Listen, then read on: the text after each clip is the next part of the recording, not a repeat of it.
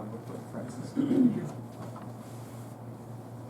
Fellow Toastmasters and guests, I hope I can inspire everybody to jump on in and overcome your fears today.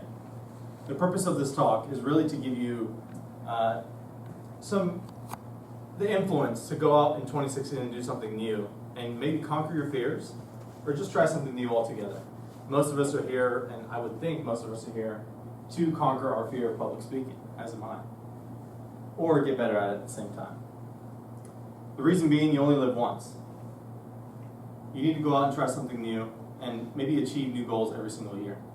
Now, I'm no Hercules. I'm no Superman. I'm no Batman. I have things that I'm scared of, lots of things that I'm scared of, and lots of things that I've been scared of and overcome myself. Whenever people ask me what I'm scared of, for some reason I always divert to things that are of really high altitude, skydiving. I'm like, there's no way I would ever try that. Why would I want to sit in a plane and jump off and have no control and do anything at all? We can go all the way down without just a parachute. Who knows if it's going to work or not? Cliff jumping, same sort of thing. For some reason I always think of that when I'm scared of things. I don't think it's a fear of height, because I can go on a roof, things like that, but super high height, I'm sure most people are scared of. Snakes I'm scared of as well. The fact that they can be anywhere and climb up on my leg really scares me. And then it's failure. Failure is a big thing that I've been scared of for a long time. I think that's part of the reason why I was scared of public speaking in the past. The fact that I could fail at it. But being a Toastmasters, working with public speaking teachers and things like that, I've come to the realization that it's not that big of a deal. If you mess up, it's okay, you can try again. Now there's things that I've done that used to scare me that no longer do. Horse riding used to scare me a lot. Sitting on the horse, bumping up and down, and just have a little string like this just to hold on to without it flipping you off and you breaking your neck, it scared the crap out of me. But I've done it twice, and now I have the confidence to go out and do it anytime. Unless it's a huge crazy horse. Driving over 100 miles per hour really used to scare me. I actually got over that fear when I was 20 years old. Thanks to some peer pressure from a friend. I was in my Mitsubishi Galant, which isn't designed to go super fast. And I remember holding onto the wheel and it was shaking like crazy. But I think my arms were shaking more than anything. Just going crazy. But I've done it a couple times ever since then, kind of the reason why I have a V6 and I like faster cars. And one thing that I did that really scared me in the past was I restarted my career all over again, 6 years out of college. I was in logistics, I was an account manager, super stressful job. The last year I banged my head against the desk every single day just wondering what I was going to do to change my career. And I ended up taking a step backwards and going into the software sales field, starting over, taking a pay cut, and it's worked out well. It's been rewarding for me. Now, my story about jumping on in is about jumping into a pond full of piranha type fish, which I've done. And I'll show you a picture afterwards, but not during the presentation.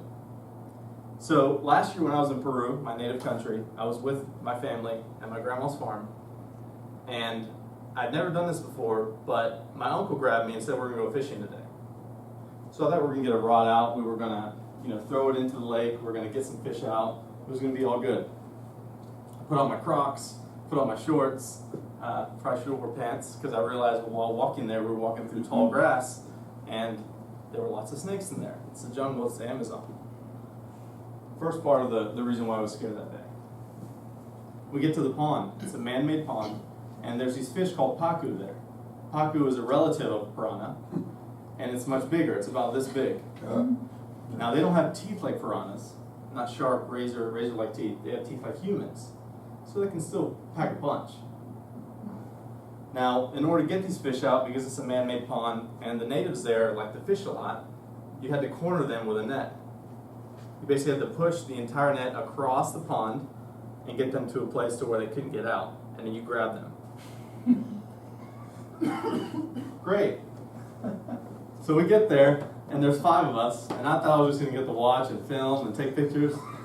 No, I had to get in. So I was in water this deep. Luckily, I wasn't. Some of the other guys were up to here.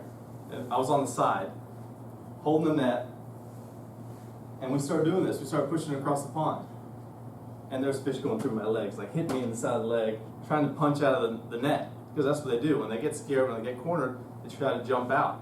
Some of them were jumping over the net, And some of my uncle and some of his friends were getting hit in the stomach out of nowhere. So you're sitting there going very slow, it's quiet, and all of a sudden, oh!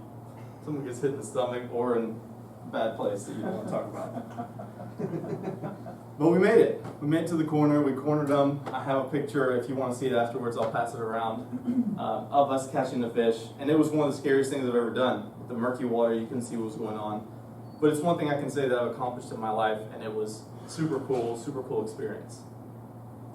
If I had to go back, I can say I won't be scared to jump into murky water to catch piranhas in the future.